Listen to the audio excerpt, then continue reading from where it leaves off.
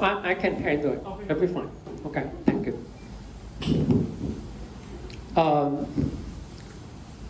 Give me one more week today. I will finish the part about the deep learning model. Okay, so please bear with me. The purpose is to give you some basic knowledge on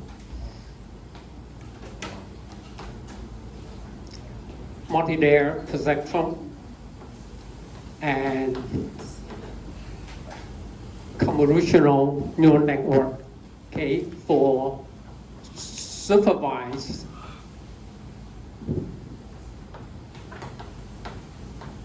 learning.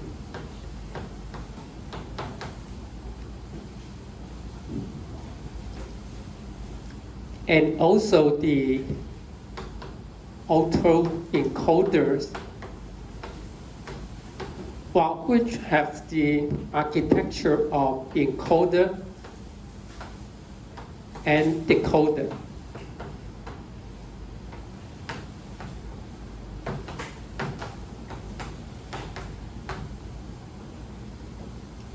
For supervised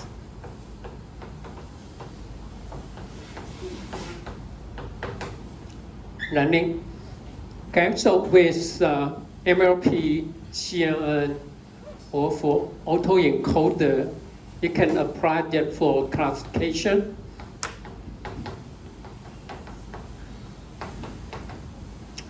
For regression, or for forecast. Okay, and I also mentioned you may apply MLP for entity embedding, right? Okay, that convert one part encoding into a continuous variable, okay, with dimension reduction. And for autoencoder, the main purpose is trying to extract the features.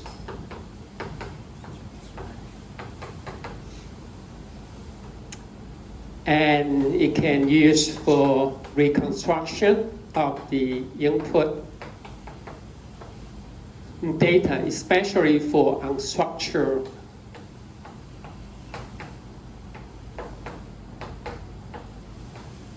data, okay, such as time series data, imaging, okay?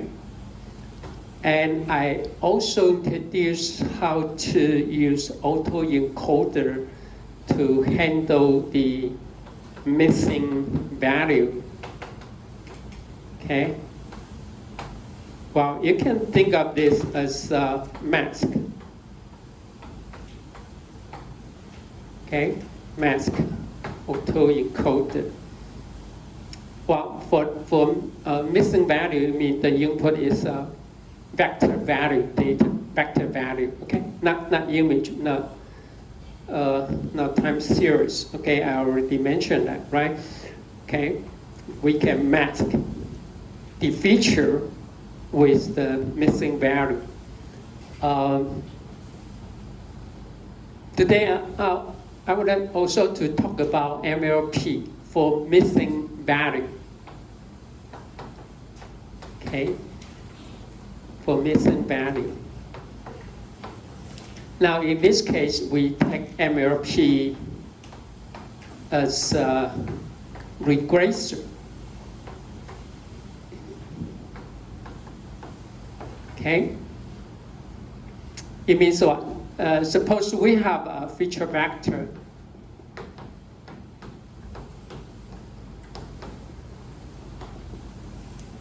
X that contain X1, X2, and up to XP. Okay, suppose we have P features. That's a vector value data. Okay, then how are we going to use MLP as a regressor to estimate the missing value? So here's the idea. Okay, we build up assume. Okay, first we assume the value of x3, okay, is missing. Suppose we lost the value of feature 3. Now, here's the MLP. So the input will be x1, x2, and then x4, and until the end of xp, okay, without x3, okay, because we simply assume we have no idea. But when you train your MLP, okay, when you train your MLP, all the training data must be a complete vector, okay, which means we also have the ground truth about x3 from your training data. In this case, we simply take x3 as our response. Okay, everyone follow me? We take x3 as the response. 也就是我们输入好第一个 feature、第二个 feature、第四个所有的 feature 输入进，那我们去猜在其他这边看得到的 feature 之下呢，它的 x3呢应该长成什么样子？所以呢，我们是把它当成回归的问题来看。Okay, everyone follow me? Okay. A little bit different from the autoencoder, okay, especially with the mask. For this case, we set x3 equal to 0, right? And then we try to reconstruct the complete feature, okay, based on the decoder. But if you just go for the MLP, we simply take the model as a regressor, 把它当成是一个回归器。那我们把 x3 当成是我们的输出，可是训练的时候记得哈，你所有的训练样本呢，一定是要是个完整的啊，那个 vector set must be complete. Otherwise, there's no way you can train. Okay, you can train this MLP. Besides, we assume it's a supervised learning. Okay, so you know something about x3 when you do the training for the multi-layer procedure. Okay, so that's for MLP CNN. I'm not finished yet. Okay, I need to talk about some CNN variant model so we can complete it, and then we can go for autoencoder. That was my plan today. Okay, and after that, when you come back after the long weekend, then we can go back to the traditional machine learning. So I may conduct it in a normal pace. Okay, no rush for that. Okay, with these two basic tools, I believe that will be enough. Okay, almost a promise, but I say almost. I will talk about transformer. Okay, I will talk about the transformers. If I don't have time to talk about GAN or anything. But without GAN, you still can use autoencoder as data generator. Okay, that'll be fine. So it should be fine. Okay, but I'll talk about the transformer, especially the transformer for time series.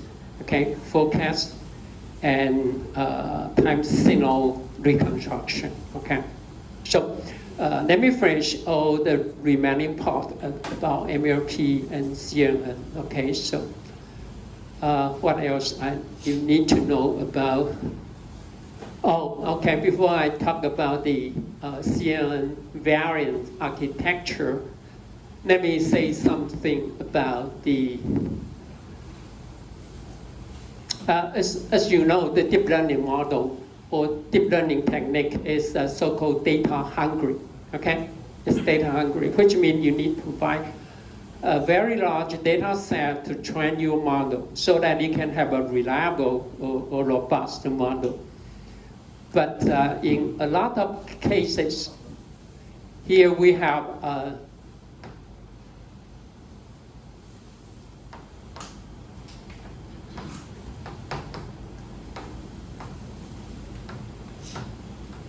data imbalance, or should I say data imbalance problem. Okay, 这个资料不平均。Okay, especially for the supervised training, we don't have a balanced data, which means what? For example, we have 3 classes. Okay, class 1, class 2, and class 3. When you train your, no matter it's for MLP or CL model, for example, for C1, it got 10,000 samples for the training. But you might only have 100 samples for class 2. And then could be okay, another make it 2,000, that'd be fine, okay, for class 3. So when you do the training, most of the decision variable you learn, you will in favor of what? Class 1 or class 3. Because when we try to minimize the loss function, because if I exaggerate a little bit, just 10. I just 10 samples for class 2. So in that case, you will estimate the sample as either class 1 or class 3, because in that case, you will minimize your loss function, right? By sacrificing the correctness of the sample that belong to class 2. Everyone follow me? That's the reason, for one of the reasons why the train model could have a very severe bias. 为什么会有偏见? Okay? One of the reasons, one could be because the architecture of your deep learning model. The other reason is what? You have a highly imbalanced data, so it will have bias. That's due to the training data set. Now, an easy way to handle the data imbalance, there's a lot of ways, okay? There's a lot of ways. Use GNN or autoencoder will be one of, because you only have 10. You can try to synthesize or generate the artificial data for class 2 based on these 10 samples that you have on hand. Now, but the other easy way is we can go for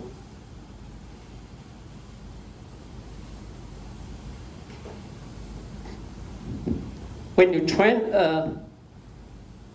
MLP, CNN, no matter for classification or for forecast, usually we try to minimize, right? Try to minimize the mean square error between the input or the output, or we expected the ground truth, okay, for sample I, and the estimate value, right? That's the most of the case, how we do the thing, okay? Suppose we have a total of a training sample, okay? But as I just mentioned here, because for class 2, we only have a 10 sample, and all the remaining class have 10,000 or 2,000 samples. So to do that, we can go for the so-called class-wise weighted loss function, okay?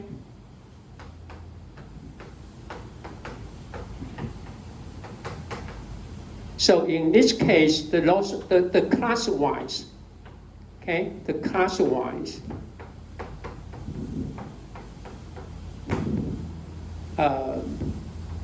that means this represents the class of input sample xi with the class C. Okay, this is the weight. This is the class weight. And this class weight should be inversely proportional to the number of class C. So for this case here, okay, for this case here, W1 should be what? 1/10,000, because it's so huge. So we try to reduce its weight and make all the classes have proportionally the same. Okay, so for this case here, our W2, so which will be close to 0.1, and this is quite small. Everyone follow me? Okay. And for C3, okay, and then we need to the summation of all the classes equal to 1. Okay, we normalize the weight. This is a so-called class-wise weighted loss function. Okay, in this case, even you have the technique like this, usually don't go for the classification with the sample size like this. Okay, but it might happen, especially for defect detection in manufacturing, because some of the defect type could be rare to collect. 因为某一个样本那个瑕疵呢，可能非常非常久才出现，那基本上你不太有机会可以去。But anyway, that's the one of the way. Okay, it's called the class-wise. You can find some corresponding function in Keras. The other way around, basically this class way is used for classification. Okay.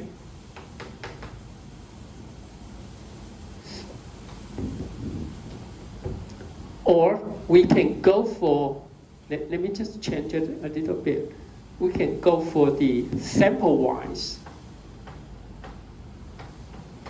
Okay?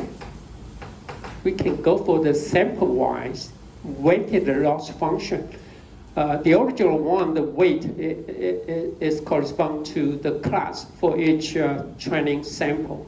But if we go for the sample-wise weight,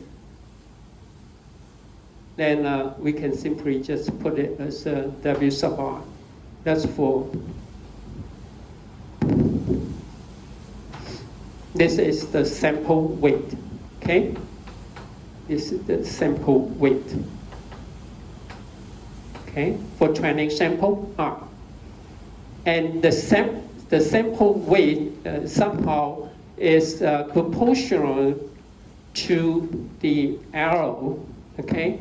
The arrow could mean what? Response arrow. Okay?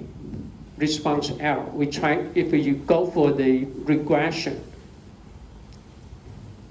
So if the arrow, the estimation arrow for the output response is quite large, then we will put more weight, okay, to the sample I for the next epoch.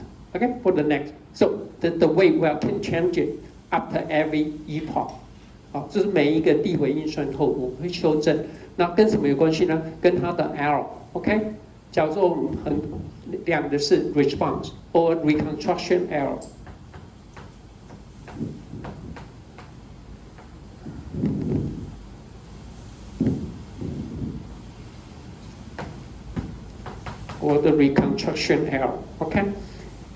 If you applied it for autoencoder, for example, okay, for the data generation, you want to make sure the input will be same as the output, or we expect the output, especially reconstruction error, especially it work for unstructured data like image or time series data. We would like the reconstructed signal will be as good as the ground truth. Okay, so it's based on the response. Okay, for regression, okay, or the reconstruction error. Usually we simply use mean square error, okay, based on the mean square error. So if the mean square error is quite large for some sample I, then we enlarge the weight. Of course, the summation of all the weight, okay, must be equal to 1. And if you decide to go for the sample-wise weighted loss function, you have to make sure what? Sample I is not an outlier, okay? You need to do some pre-processing, make sure this sample is not an outlier, because when the reconstruction error or response error is large, you will use a very large weight for this sample. And in case this sample, it just happened to be an outlier, then the reliability of your model, of your train model will be low. Okay, so you need to make some data cleaning, okay, to make sure this sample is not.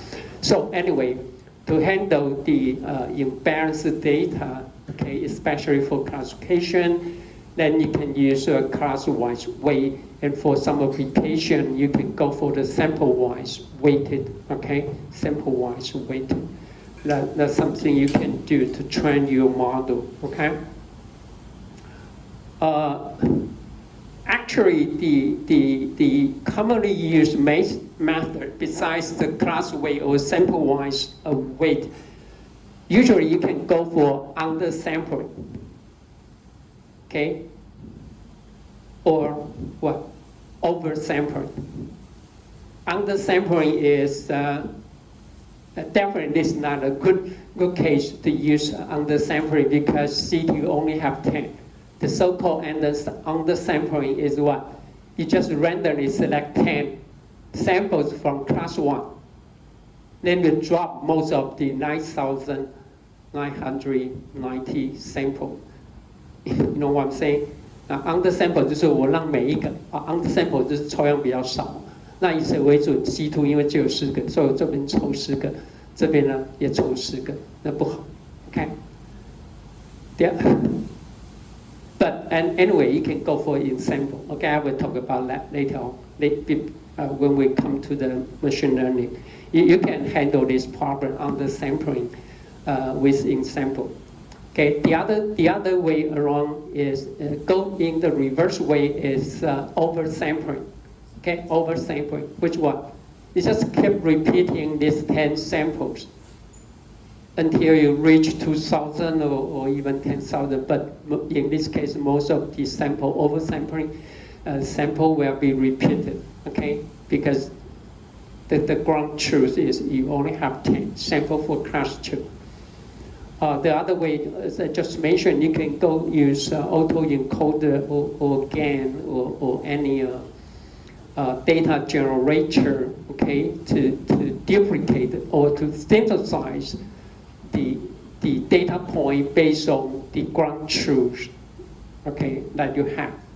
Okay, but anyway, the most easy way, just go for the class-wise weighted or sample-wise weighted, okay? They are better than undersampling and oversampling, okay? It's for sure, it's for sure, okay?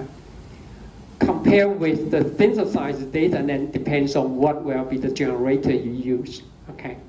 How good it can generate the artificial data that's very close to the truth, the ground truth, okay? But anyway, if you have no any other better idea, just go for the class-wise, okay, to handle data imbalance problem, okay? 就是那个资料不平衡最简单就是用 class-wise， 因为那个很容易做得到 ，OK？ 那意思呢，样本数越多，它的权重呢你就把它缩小。可是呢，最好不要有你的样本也不要这样子 ，OK？It's highly imbalanced. It's not a good way. No matter what approach you applied, definitely you won't get a very robust, okay, trend model. Okay, that's something about CNN. Now, I wanted to go back to talk about more about the environment, okay?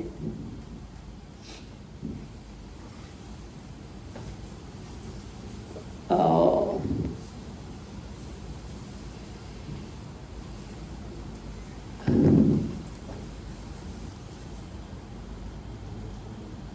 Okay, let me go back to the convolutional neural network one more time. Because here some we still have some topic.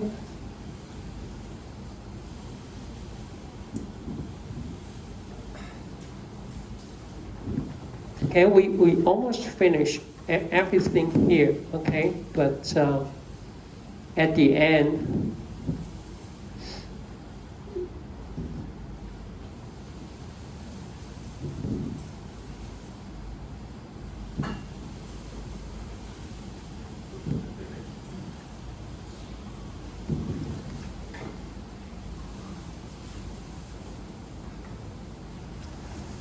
let me say something about the, okay, here's a few very popular, okay, and the pre-trained model, but most of the pre-trained model are used for image task, okay, not for time series data, so you must be very careful when you adapt it for your own application for time series data.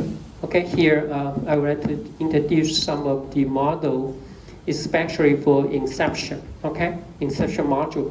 That has been also extended for time series data, originally developed for image. Okay, so first let me talk about the inception, and also the other very famous one, called residual net, okay? Residual net, okay? That's another very famous one. Developed by He, okay. I just learned recently he transferred from Facebook to MIT, okay. Probably just earlier this year or the end of last year. 那个贺凯敏这个是 residual net， 到 MIT 去 ，okay. Residual net. Okay, I will talk about this too and some other more, okay, especially. That can be used for time series data. Okay, besides this, and also here's some efficient net. Actually, I asked you to do for your assignment number 2. Compare what?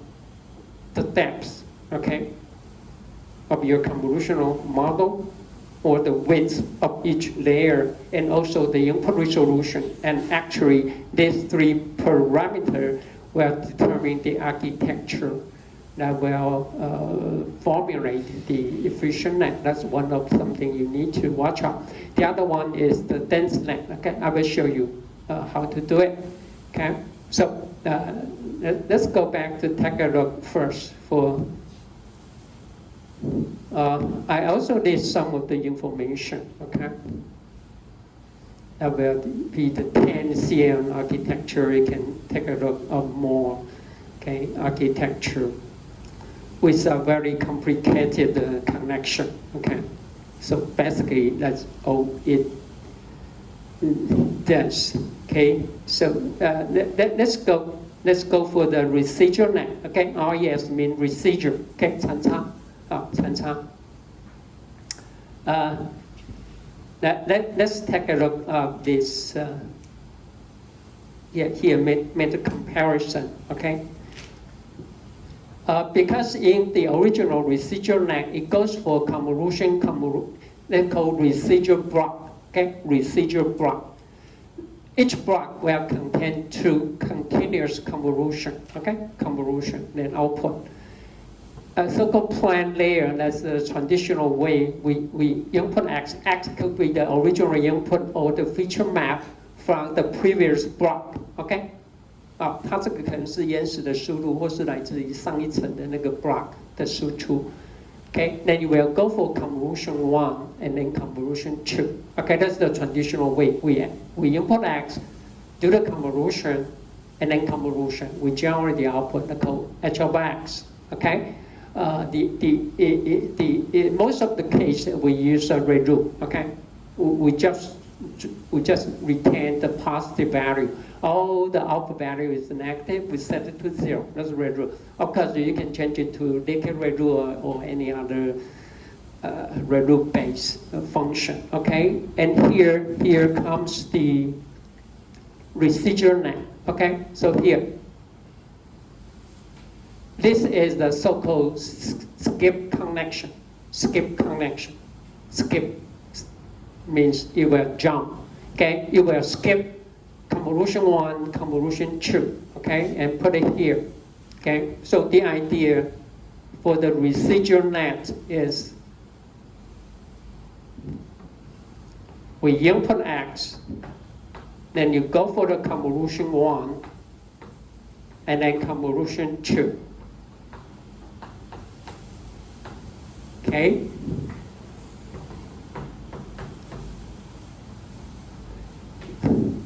The original input, okay, no matter is, no matter is from the original source or from the previous layer or block, you need to go through convolutional 1, convolutional 2. And also you will use another branches here, okay? And then you will connect it to, or you will input, okay? The output will be the input for the next block, okay? Here, I put this is so-called the skip connection, okay? The skip connection.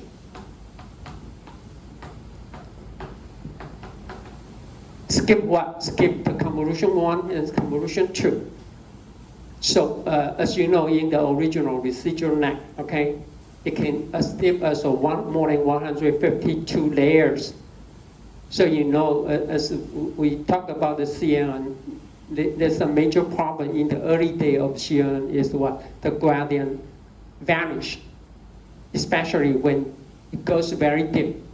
这是我们前讲，就是它那个深度很深的时候呢，它那个会产生那个梯度消失的问题。But with the skip connection, you won't have that problem at all because we'll always skip. Okay, if there's a gradient vanish for convolution 1 and convolution 2, but the skip connection will bring it back. Okay, so no matter how deep up your architecture if you find, okay, that's one of the reasons why the residual net can go up to, well, actually it does not have to be limited to 152, but that's a standard model for residual net. Okay, the skip connection. Now the process here, listen up. It applies the element wise addition. Okay, because element, if the input, the original input is an image, then the element got to be something to do with the pixel. 跟像素有关. But if the original input is a time series, then this element is a time step, okay? Time step. But because this input could become from some feature map, so we use this general term, element, okay? Means it could be the value of some feature map, okay? Okay? Know what I'm saying? 好，假如是你原来的输入是影像的话，这个 element 指的就是像素。假如你原来的输入呢是时序讯号的话，这只是第几个时间点的值。好，可是我讲过这个 S 可能是 feature map 啊，所以就用一般比较笼统的字眼叫 element，OK？ But it's actually the mathematical addition， OK？ 真的这边是做数学运算，只做加法。Now let me ask you. If for the convolutional 1,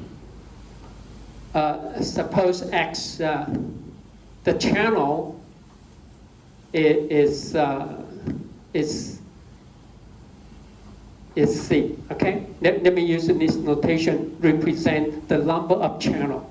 If X is the color image, then CX equal to 3, right? R, G, and B. Everyone follow me? Now, for convolutional 1, if I have a C1 channel, okay? And convolutional 2, I have a C2 channel. what are you going to do if Cx not equal to C2? Because you need to do the element-wise addition, channel by channel, for each individual channel. You just perform the arithmetic addition.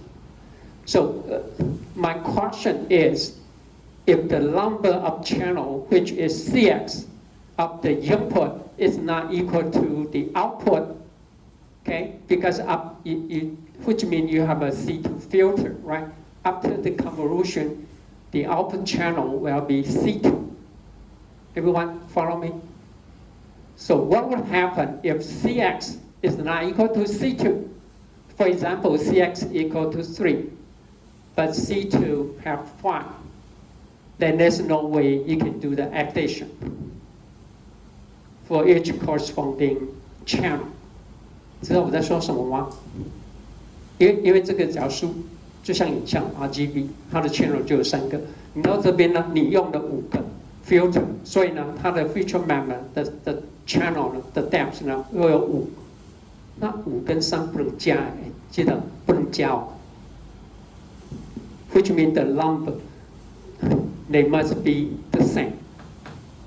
Now, if they are not equal, how to make them have the same depth or the number of channel? If it didn't show here, it just say identity. Identity means is the input. Okay, you don't do any changes. But under the assumption that C2 is the same as Cx, okay? If not, how to handle this problem? That's why I need you to learn something more so that you can revise, okay, the baseline model, okay, just like the one provided by Carlos. Okay, how are you going to do it? Add more layer. Add more layer. Where? Here? No, the problem is here. The problem is right here. No matter how many layers you put, in case the last output channel is not the same as the input channel, there's no way you can do the addition. So here, add more layer, that's correct, but you need to put the layer right here. You need to put the layer right here, with 1 by 1. 1 by 1 is for image. Just 1, that's what time series data. You might wonder, why is 1 by 1? And then what? How many? How many 1 by 1? It got to be. Now, the size should be 1 by 1. Actually, it should be 1 by 1 by Cx, the depth. Okay, because the original channel is Cx. And how many? How many will be C2? And after the 1 by 1 convolution, the output channel will become C2. And then it will be equivalent, will be the same as the output of convolution 2. That's the idea, use 1 by 1. Okay, so listen up. Whenever you watch some model with a 1 by 1 convolution, it plays 2 roles, okay? The very first one is what? To reduce you most of the time try to reduce the number of channel. Okay, it will reduce because after a lot of convolution, the number of channel will increase. So first, you go for the 1 by 1, okay, to reduce the channel. Then what should be the output is determined by the user. You just provide the C2 1 by 1, then the output will be C2. And then you can do the arithmetic addition, okay? So try to reduce the number of channel. So first, we can reduce the number of channel, okay? The second one is what? We give the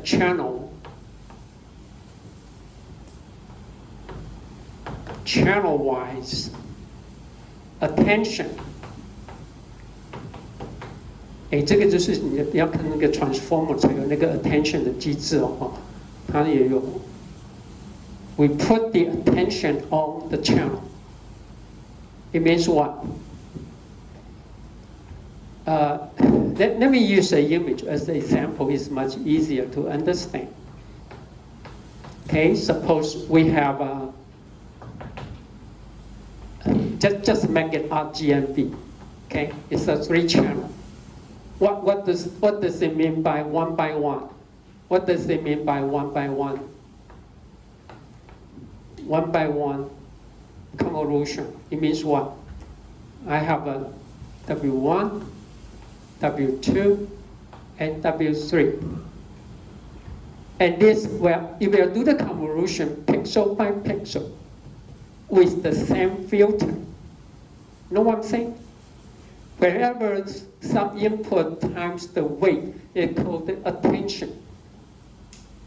So for this case, for example, if the G band is more important than the R band or B band, you might have W2 have a very large weight, point A, and W1 and W2 have the weight of 0.1, for example. Which means you will focus more on the green band, okay? For example, if the image is a nature scene, then it will be more important. Or if you have a time series signal, that's a channel 1, you may also have that's the channel 1 and channel 2 and up to channel K. Okay? So C1 could represent the original input, and C2 could represent the smooth version of this time series data. C2 could come from what? Come from a smoothing or a low pass filtering. Okay? And CK could come from a high frequency signal. 好，就是说我们延迟的讯号是这样，然后呢，我们 C2 呢可以用它的低频讯号 ，CK 呢用它的高频讯号 ，and then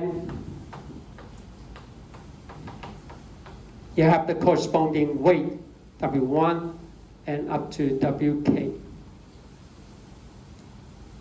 For this input, if the high frequency channel is more important than the original one, because it may contain a lot of noise, or for the low contrast, the low frequency channel, then you will give C of the channel K with a larger weight, okay?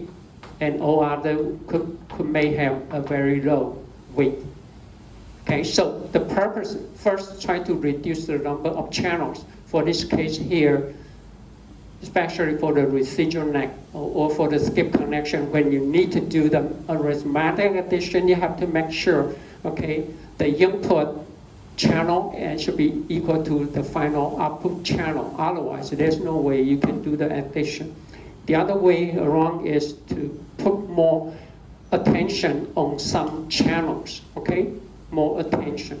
Okay, that's one of the applications. Well, actually, a lot of people go for the channel-wise attention, then you will go for the element-wise attention. If the image, it will follow by spatial attention. For time series data, you will follow by temporal attention. But no matter what, when you go for the 1 by 1, it will focus more on some channel that will give you more important information. Okay, that's it. And don't worry about this 1 by 1. Don't worry about the weight. It's learned automatically, okay, when you do the model training. 好，这个是他自己学来的，不要担心说我要给他多少，不要管 ，OK， 他自己学。But anyway, it's a linear combination. Okay, see that? It's a linear combination.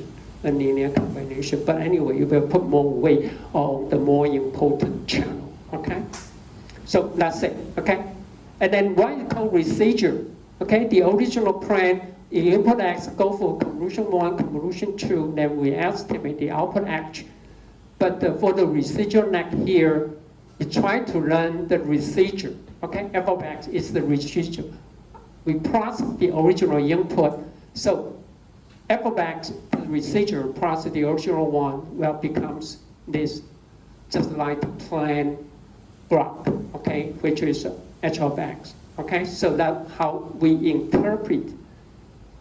This should be somewhere here, okay, here, okay. H is up f of X plus X, okay. So you can think of f of X as h of X, this original, okay, we estimate the output minus X. So what is left is the residual. 啊，为什么叫产差？是因为这是它，假如说你不经过这个 skip connection， 这是我们原来要拆的 ，OK， 然后呢，我们把它的 identity X 呢，把它解掉，把它挪到左边来嘛，剩下的就是剩下它的产差。